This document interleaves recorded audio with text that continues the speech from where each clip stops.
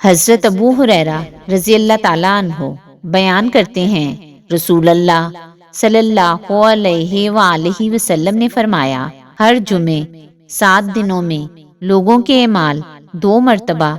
پیر اور جمعرات کے روز پیش کیے جاتے ہیں۔ ہر بندہ مومن کو بخش دیا جاتا ہے، البتہ اس بندے کی مغفرت نہیں ہوتی جس کی اپنے بھائی کے ساتھ رنجش و عداوت ہو۔ کہا جاتا ہے ان دونوں کو چھوڑ دو حتیٰ کہ وہ عداوت سے رجوع کر لیں۔ حضرت ام کلثوم بن عقبہ بن ابی مقیت رضی اللہ تعالیٰ عنہا بیان کرتی ہیں، میں نے رسول اللہ صلی اللہ علیہ وآلہ وسلم کو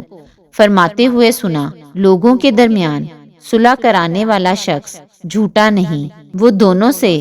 خیر و بھلائی کی بات کرتا ہے اور دونوں کو خیر و بھلائی کی بات پہنچاتا ہے۔ امام مسلم نے یہ اضافہ نقل کیا ہے، ام کلثوم رضی اللہ تعالیٰ عنہا نے کہا، میں نے انہیں یعنی نبی اکرم صلی اللہ علیہ وآلہ وسلم کو 3 امور کے علاوہ کسی معاملے میں جھوٹ بولنے کی اجازت دیتے ہوئے نہیں سنا، لڑائی جنگ میں، لوگوں کے درمیان صلح کرانے میں اور میاں بیوی کے باہم گفتگو کرنے میں۔ حضرت اسماء بنت یزید رضی اللہ تعالیٰ عنہا بیان کرتی ہیں، رسول اللہ صلی اللہ علیہ وآلہ وسلم نے فرمایا، صرف 3 مواقع پر جھوٹ بولنا جائز ہے، آدمی کا اپنی بیوی کو خوش کرنے کے لیے جھوٹ بولنا، لڑائی میں جھوٹ بولنا اور لوگوں کے درمیان صلح کرانے کے لیے جھوٹ بولنا۔ حضرت عائشہ رضی اللہ تعالیٰ عنہا